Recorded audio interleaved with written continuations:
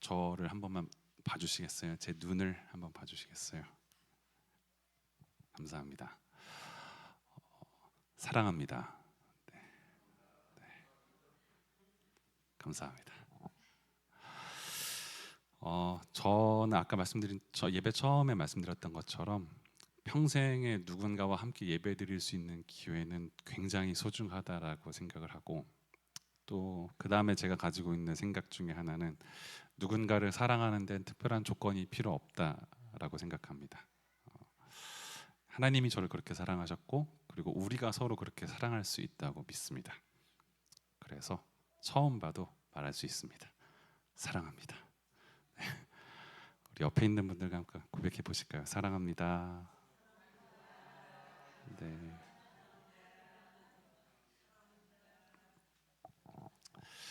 네. 말씀을 나누려고 합니다. 오늘 본문은 이렇게 시작을 합니다. 이런 일이 있은 뒤에. 네. 어떤 일이 있고 난 다음에 오늘 말씀이 이어지죠. 그래서 오늘 말씀의 구체적인 이야기를 시작하기에 앞서서 어떤 일이 있었는가에 대해서 먼저 나누려고 합니다. 이미 알고 계신 이야기일 수도 있지만 그래도 다시 한 번 더 생각해 보시면서 들어봤으면 좋겠습니다. 어느 날 하나님께서 선지자 엘리야를 북이스라엘에 보내셨습니다. 그리고 왕에게 이런 선포를 하게 하십니다. 내가 섬기는 주 이스라엘의 하나님께서 살아계심을 두고 맹세합니다.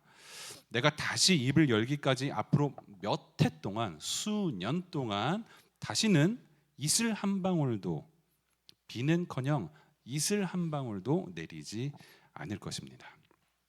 하루 이틀도 아니고 한두 달도 아니고 수년 동안 비가 내리지 않는다라는 가뭄을, 그런 저주를 선포한 것이죠. 요즘 같은 현대 사회에서도 관계 시설이 잘 돼 있어도 1년 동안 비가 안 온다고 상상만 해도 국가적인 재난이에요. 특히 우리나라도 물 부족 국가 중에 하나잖아요. 작년인가 재작년에 뉴스에서 제가 전라도 지방에 비가 한동안 안 와서 저 오래간만에 그런 거 봤던 것 같아요. 그 시민들이 그 변기에도 미리 막 벽돌도 넣어놓고 막 욕조에 물도 막 받아놓고 하시는 거를 뉴스로 봤던 것 같아요. 요즘 같은 시대에도 그렇게 기술이 발전해도 수개월 동안만 비가 안 와도 그런데, 고대 사회, 이런 옛날 사회에 몇 년 동안 비가 오지 않는다. 그럼 진짜 재앙이에요. 그냥 인구가 절반, 뭐 3분의 1 팍팍팍 줄어갈 거예요. 엄청난 재난인 거죠. 그러면 죽은 사람만 재앙이냐? 산 사람한테는 더 큰 재앙일 수 있죠. 사랑한 누군가가 죽어가고, 또 나도 언제 죽을지 모르는 말 그대로 절망 상태 그대로일 겁니다. 하나님께서 이런 저주를 선포하게 하시고 엘리야를 그릿 시냇가로 보내십니다. 거기에서 까마귀를 통해서 먹을 것을 먹게 하시고, 그런데 이제 가뭄이니까 그릿 시냇가도 이제 말라버리겠죠. 그러니까 엘리야를 사르밧으로 가라고 합니다. 그래서 거기서 하나님께서 예비하신 과부를 만날 수 있다. 거기에서 음식을 먹게 할 거라고 약속을 주십니다. 당연히 엘리야는 사르밧으로 가죠. 그리고 그 여인을 만납니다. 그리고 과부에게 물과 음식을 요구하는데, 이 과부가 하나님께서 엘리야에게 말씀하셔서 엘리야가 상상했었던 모습과는 전혀 달랐어요. 극심한 가뭄의 재앙 속에서 거의 먹을 것이 없는 상태의 과부였죠. 빵은커녕 기름도 가루도 거의 없는 상태였어요. 과부는 엘리야에게 이제 막 땔감을 구해서 아들이랑 자기랑 둘이서 그냥 조그만 요깃거리도 안 되는 걸로 마지막 식사를 하려고 했었다. 그냥 그거밖에 없다라고 이야기합니다. 듣기만 해도 참 처참하죠. 그냥 아무리 내가 배고파도 그 이야기를 들으면 좀 극률한 마음이 생길 것 같아요. 그 상황에서 야 그래도 나한테 가져와라라고 말하기는 진짜 힘들 것 같아요. 그 나쁜 의미로 하나님의 말씀을 거역하는 게 아니라 그냥 불쌍한 마음에 야, 하나님 그렇게 말씀하셨어도 내가 이거 말하긴 힘들 것 같은데 라는 생각이 들 정도의 상황인 것 같아요. 그런데도 엘리야는 과부에게 말하죠. 두려워하지 말고 가서 방금 말한 대로 하십시오. 그렇게 하십시오. 다만 음식을 만들어서 우선 나에게 먼저 가지고 오십시오. 그런 다음에 당신과 아들이 먹을 음식을 만들도록 하십시오라고 말합니다. 이거밖에 없는데 요거를 나누라는 말도 아닌 거고 요거를 그냥 나한테 가져와라. 요거밖에 없는데 그 다음에 해라라고 말하는 거죠. 사실 기분 나쁘게 들으면 진짜 너무 화날 수 있는 말일 것 같아요. 그런 다음에 엘리야가 그 이유에 대해서 이야기하죠. 주님께서 이 땅에 다시 비를 내려주실 때까지 당신이 가지고 있는 그 통에 그 조금밖에 들어있지 않는 가루, 그 통에 가루가 떨어지지 않게 해주실 겁니다. 그리고 그 병에 기름이 마르지 않게 해주실 겁니다. 그러니까 지금 일단 그거를 만들어서 나에게 가져오십시오라고 말합니다. 자, 여러분이라면 어떻게 하시겠습니까? 믿음이 좋은 여러분들은 흔들리지 않고 바로 그렇게 하실 거라고 아닌가요? 저는 고민이 많이 될 것 같아요. 너무 힘들 것 같아요. 고민을 진짜 많이 할 것 같아요. 왜냐면은 저는 그 성경에 그렇게 나오지는 않았는데 그냥 제가 살아온 제 어머니를 생각해보고 제 아이들을 바라보는 아내를 봤을 때 성경에 그렇게 나오진 않았는데 저는 엄마가 이거 조금 남은 거 같이 이렇게 반 나눠서 아들이랑 나눠 먹었을 것 같지는 않아요. 그렇게 생각하고 있을 것 같지는 않아요. 그렇죠? 저는 만약에 이거 조금밖에 안 남았으면 이 과부는 자기 목숨보다 소중한 이 아들을 위해서 요거 잘 정성스럽게 마지막 식사일지 모르니까 정말 정성스럽게 만들어서 아들 다 먹으라고 주려고 했을 것 같아요. 그렇게 생각했을 것 같아요.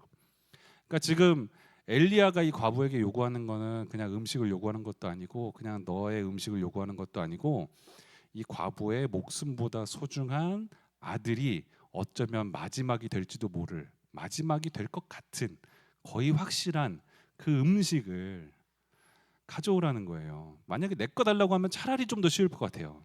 내 아들 거, 내 아들이 마지막으로 먹을 수도 있을 그 음식을 달라고 하니까 사실은 이건 그냥 음식이라고 말하기에는 너무 큰 의미를 가지고 있는 너무 무거운 무게를 가지고 있는 요구죠.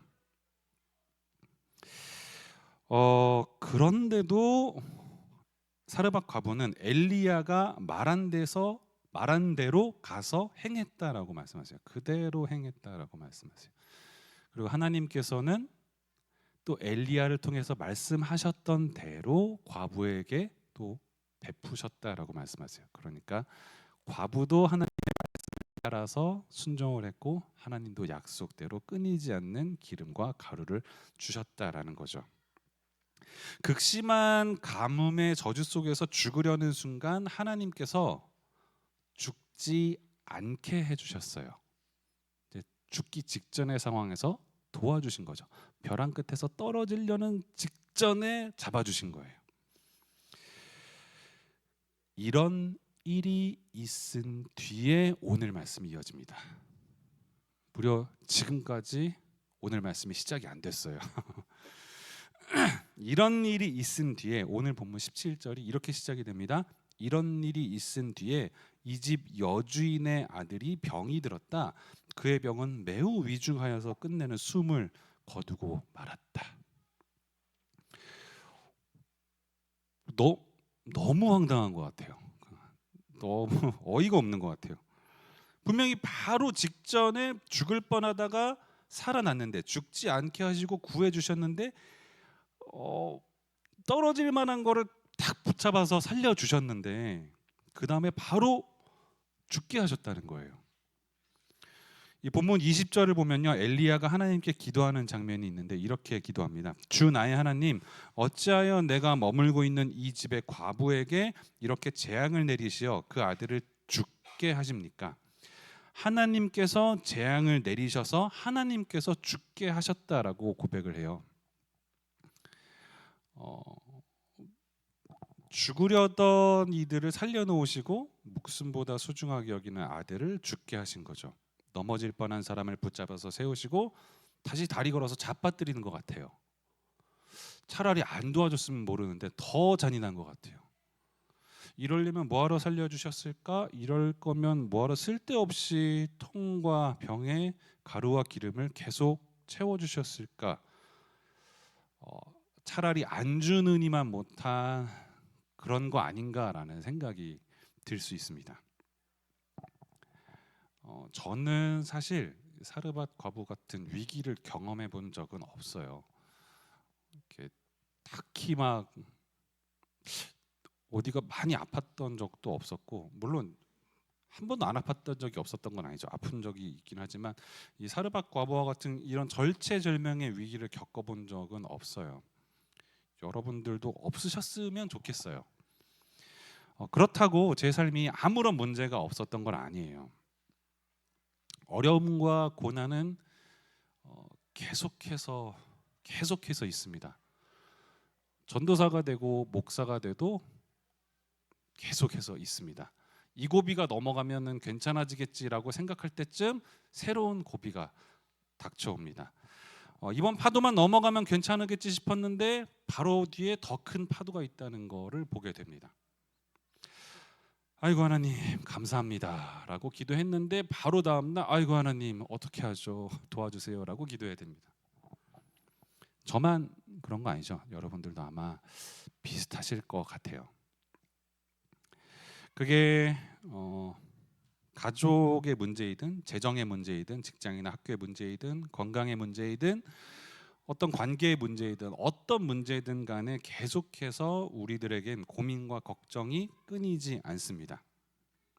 제 경험상 넘어설 때마다 그 다음은 더 커졌던 것 같아요. 더 어렵고 힘들어지면 힘들어졌지 이번 고비 넘었더니 다음 고비는 좀 쉬었다라는 경험은 없었던 것 같아요. 그냥 인생은 20대 때보다는 30대 때 더 큰 파도가, 40대 때는 더 큰 고비가, 50대 때는 점점 더 힘든 어려움들이 계속해서 오게 되는 것 같아요.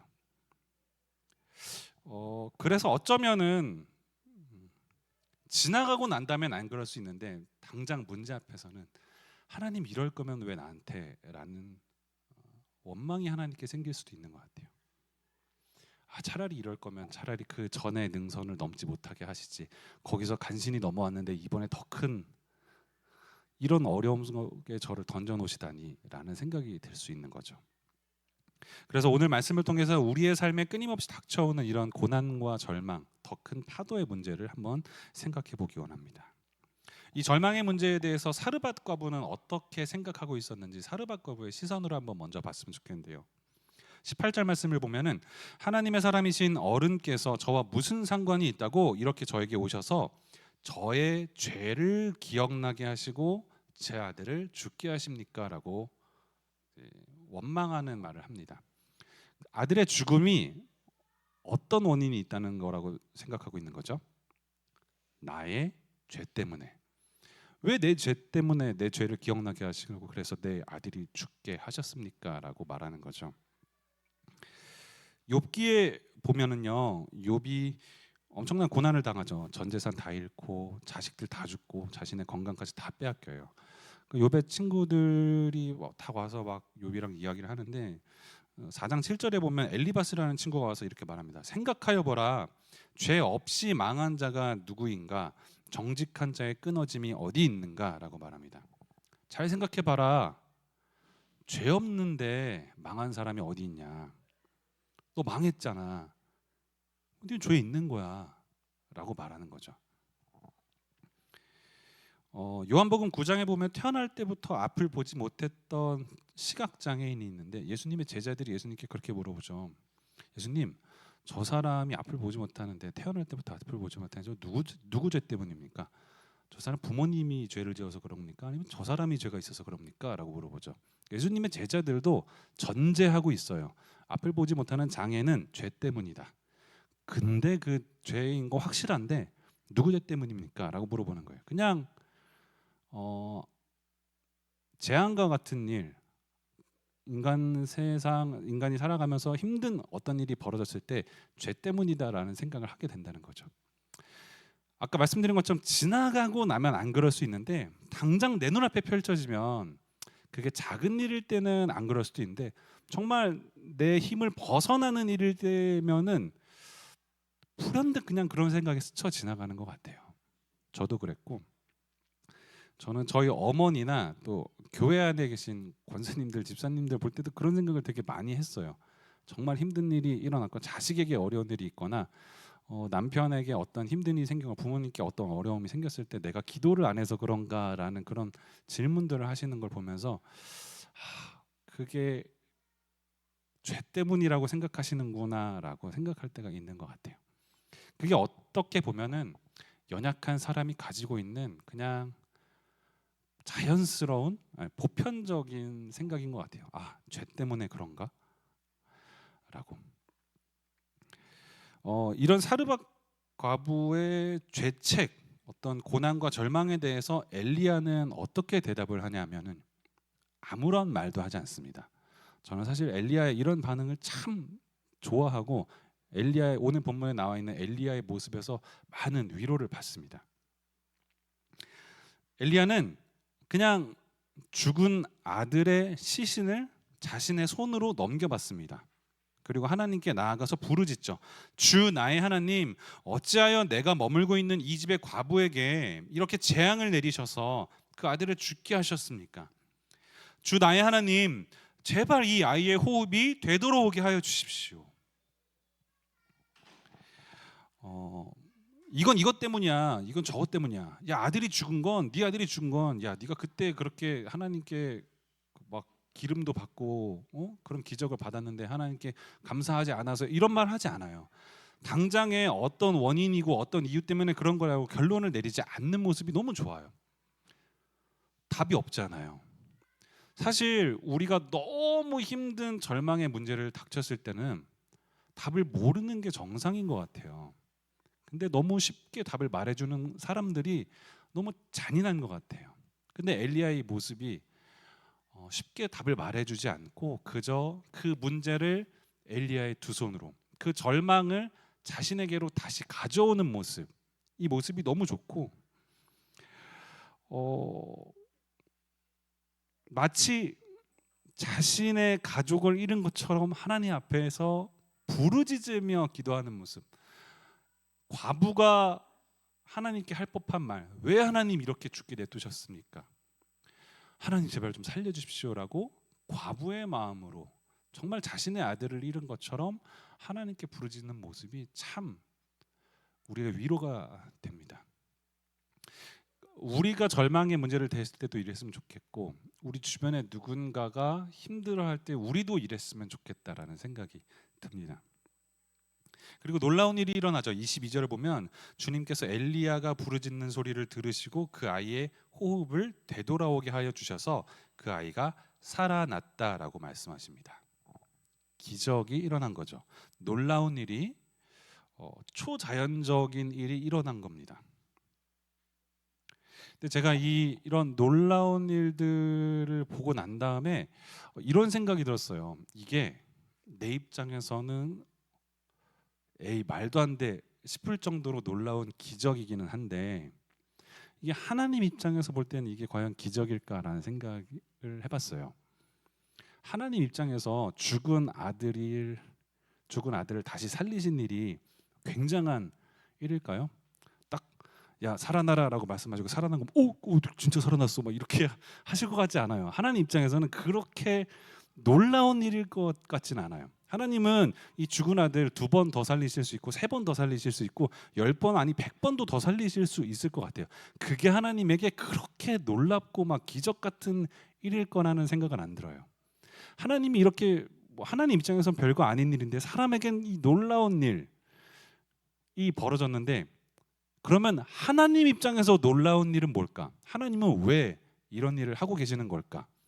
하나님이 진짜 바라고 하나님이 기적같이 여기시는 일은 뭘까라는 생각이 듭니다. 그리고 그 일이 이 말씀 바로 뒤에 일어나요. 엘리야는 다시 살아난 아들을 과부에게 돌려주면서 보십시오, 아들이 살아났습니다라고 말합니다. 그러자 과부가 이렇게 고백을 하죠. 이제야 저는 어른이 바로 하나님의 사람이시라는 것과 어른이 하시는 말씀은 참으로 주님의 말씀이라는 것을 알았습니다라고 고백을 합니다. 이게 하나님 입장에서 기적인 거죠.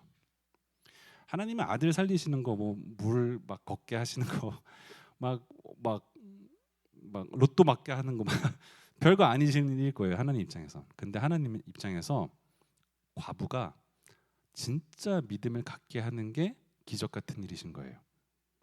하나님 입장에서는 우리가 와, 내 진짜 직전까지는 몰랐는데 이제 와서 보니까 하나님 정말 정말 대단한 분이십니다 라는 그 진짜 믿음의 고백, 성숙한 믿음의 고백으로 나아가는 거를 하나님께는 기적같이 여기시는 거예요. 그래서 이런 일들을 계속해서 버리시는 거죠.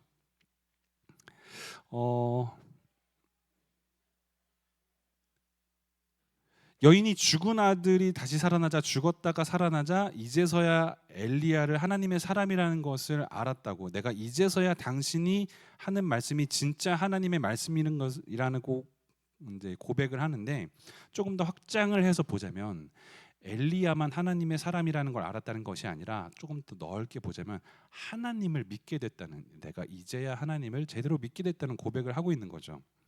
근데 여기서 아주 흥미로운 점은요, 이 이야기가 있기 바로 직전에 맨 앞부분에 18절에도 사르밧 과부는 동일한 고백을 했었어요. 18절에 죽은 아들을 데려와서 엘리야한테 원망하면서 말할 때도 18절 말씀 잠깐만요. 하나님의 사람이신 어른께서 저와 무슨 상관이 있다고 이렇게 저에게 오셔서 저의 죄를 기억나게 하셨습니까? 라고 말하거든요.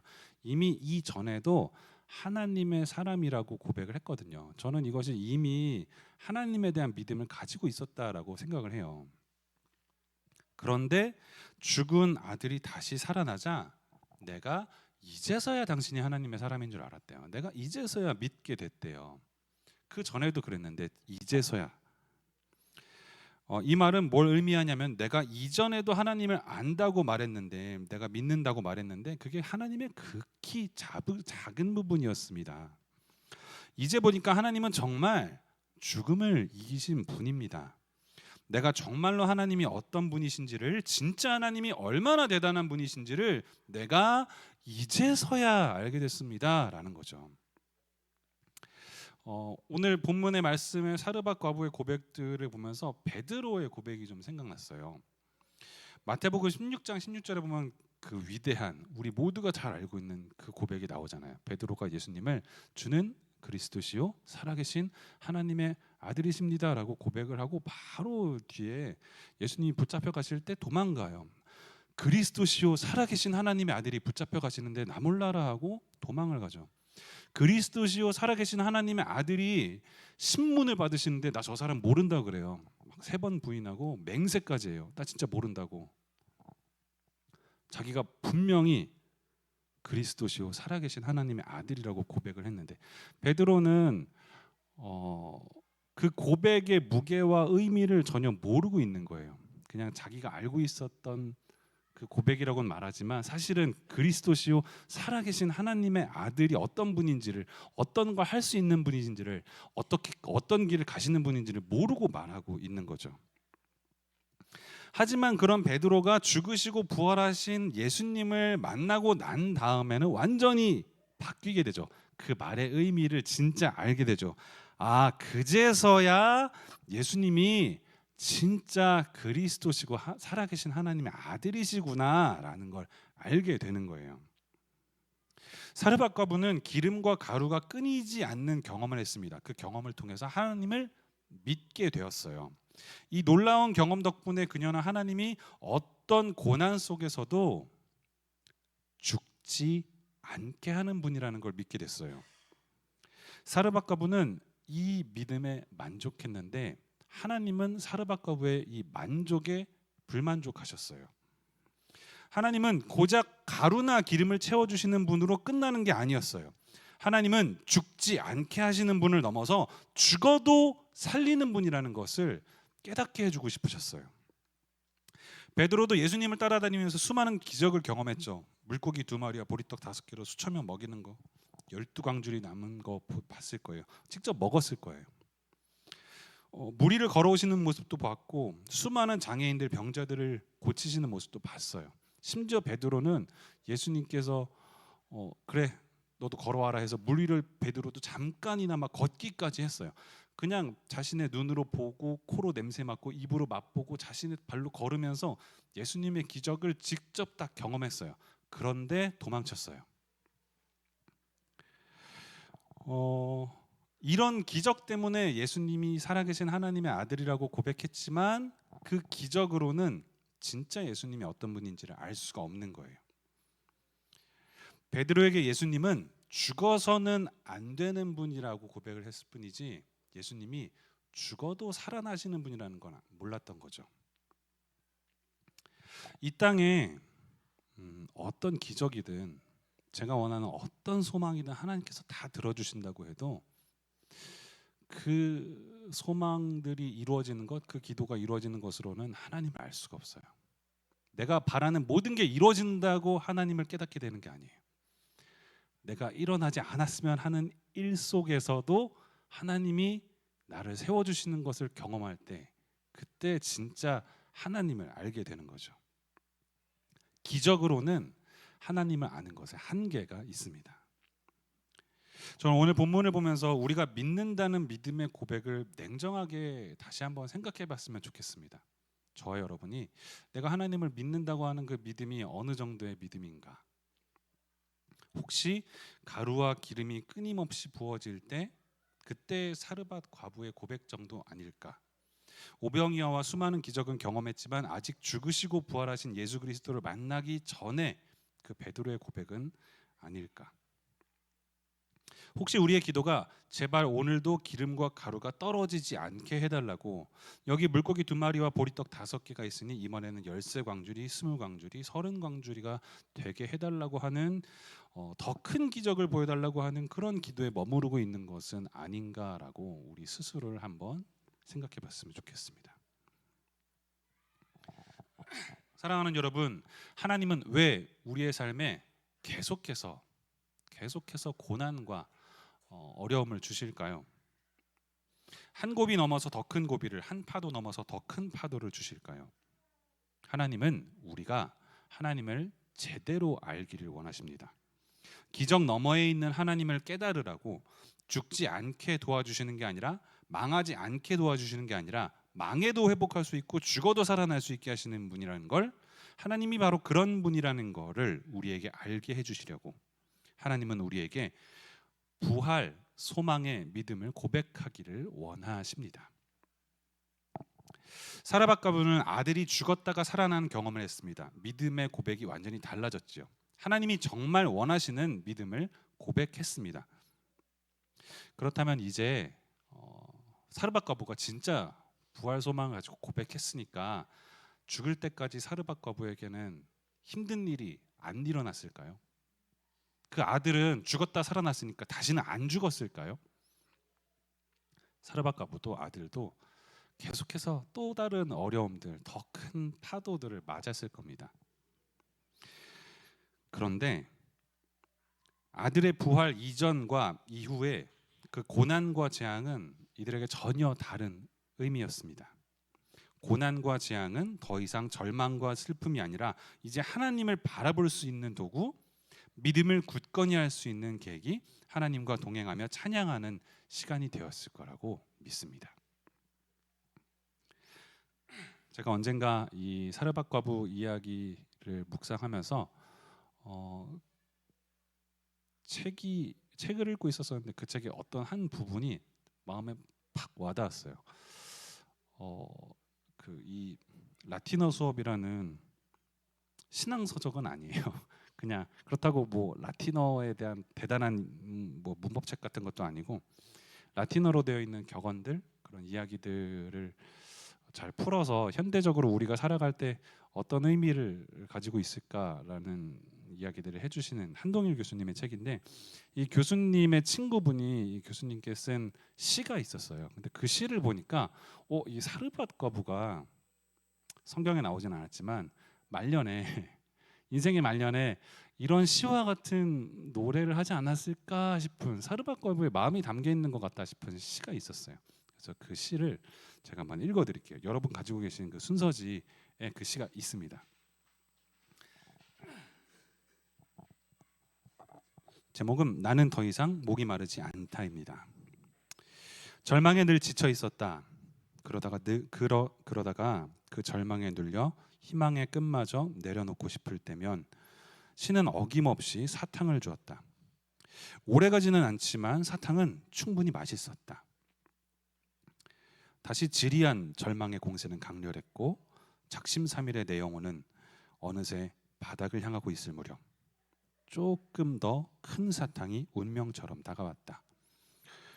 조금 더 견디어낼 만큼 큰 사탕이었다. 드리워진 낚싯대에 고기는 잡히지 않고 견디고 견디는 지리한 시간만이 한여름의 사막 위를 오아시스가 어디인지도 모른 채 그저 습관처럼 나는 조금은 느슨하게, 그러나 여전히 포기하지 않는다고 소리를 지른다. 그러다가 시원한 장대비가 내 몸을 감는다. 나도 모르게 절망이 친구가 되어 춤을 함께 추고 있었다. 바보처럼, 미친놈처럼. 한 끼의 밥을 신성하게 바라보게 된 나는 절망의 공세가 무서울수록 신은 숨겨둔 내 마음속의 가난함을 열어주어 절망과 친구가 된 내 삶을 축하해 준다. 내가 힘들수록 신은 가까이 있고 난 이제 절망을 귀한 친구처럼 받들어 모신다. 해는 찬란하고 바람은 시원하며 가난하지만 부자인 사지 멀쩡한 나는 더 이상 목이 마르지 않다. 신을 보채지 않으며 절망을 멀리하지 않으며 사막을 또 걷는다. 시인은 자신의 삶에 절망이 찾아올 때 절망에 지쳐서 쓰러지고 포기하려고 할 때 신이 딱 그 절망을 이겨낼 수 있는 만큼만 사탕을 준다고 노래합니다. 그리고 끝이 보이지 않는 사막과 같은 인생길에 보이지도 않는 오아시스를 찾아 걸어가다가 어느 순간 오아시스가 아닌 장대비를 맞게 됩니다. 그리고 자신과 함께하는 절망, 늘 자기가 싸워 이겨야 했던 절망이 친구가 되어서 미친 사람처럼 춤을 춥니다. 이제 절망은 더 이상 싸워 이겨내야 할 적이 아니라 친구가 되었습니다. 당연하게 여기던 한 끼의 식사는 거룩한 양식이 되었고 이상하게도 가난한데 마음이 넉넉한 부자가 된 시인은 더 이상은 목이 마르지 않다고 말합니다. 사르밧 과부의 삶이 이 시와 비슷한 것 같습니다. 그리고 우리의 삶이 이 시와 비슷하다고 생각됩니다. 우리의 삶은 사막과 같고 절망의 연속입니다. 이런 절망 속에서 힘들 때마다 하나님께서 딱 견딜 수 있는 만큼만 사탕을 주십니다. 제가 오늘 말씀을 준비하면서 사탕을 준비했습니다. 청포도 사탕입니다. 제 것만 있지 않고 여러분 가실 때 하나씩 드릴 건데요. 이 사탕이 오늘 말씀 속 사르밧 과부가 절망을 견뎌낼 수 있었던 기름과 가루 같은 거라고 생각합니다. 그래서 절망 속에서 포기할 것 같은 순간에 주시는 기적이 딱 이 사탕 정도입니다. 사탕 보면서 우리 대단하다고 생각하진 않잖아요. 그런데 우리 삶에 내가 간절히 바라는 어떤 것들이 딱 이 정도라고 생각하시면 됩니다. 그런데 이 사탕이 별거 아닌 것 같지만 힘든 순간에는 이것 때문에 우리가 다시 살아가게 되기도 합니다. 정말 포기할 것 같은 순간에 이 사탕 정도 때문에 다시 일어나게 되기도 합니다. 제가 이 사탕을 여러분에게 준비한 것은 여러분 이 사탕 드시면서 하나님을 그렇게 생각해 봤으면 좋겠다라는 생각입니다. 하나님께서 이 사탕을 주셨구나. 하지만 하나님을 이 사탕을 주시는 분 정도로만 제한하지 않았으면 좋겠습니다. 사탕에 만족하지 않고 사탕을 구걸하는 정도로만 기도하지 않았으면 좋겠습니다. 우리의 삶에 주시는 기적들은 절망을 이기시는 하나님, 죽음을 이기시는 하나님을 깨닫게 하기 위한 그냥 작은 사탕 정도다라고 생각하시면 좋겠습니다. 그리고 그 너머에 놀라운 일을 행하시는 하나님을 깨달으라고 이걸 주셨구나라고 생각했으면 좋겠습니다. 그리고 마지막으로 한 걸음 더 나아가서 여러분이 누군가에게 이런 사탕 같은 존재가 되시기를 바랍니다. 우리 주위에는 이 사탕이 없어서 허우적거리고 절망하는, 마지막 기름과 가루를 먹고 죽으려는 절망에 빠진 이웃들이 있습니다. 하나님을 몰라서 사랑을 받아보지 못해서 한 줄기 소망의 빛을 느끼지 못해서 죽어가는 이웃이 있습니다. 하나님은 그리스도인을 이 사탕과 같은 존재로 보내십니다. 우리를 그렇게 보내십니다. 그들이 다시 일어설 수 있게 그들에게 끊이지 않는 가루와 기름이 되어주라고, 절망의 사막에서 사탕이 되어주라고 우리를 보내십니다. 이 동해 초록교회와 나그네 교회가 하나님의 보내시는 사탕 같은 교회가 되기를, 여러분이 그리스도인이 되시기를 진심으로 축복합니다.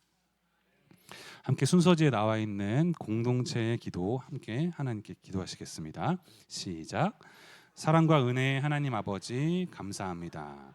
우리에게 주신 사탄과 같은 기적뿐만 아니라 고난과 어려운 문제들도 모두 감사합니다. 하나님께서 우리에게 원하시는 믿음의 고백, 죽지 않게 하시는 것을 뛰어넘어 죽어도 살리시는 믿음의 고백을 드립니다. 그리고 이제 우리가 이 사탄과 같은 기적이 되겠습니다. 하나님,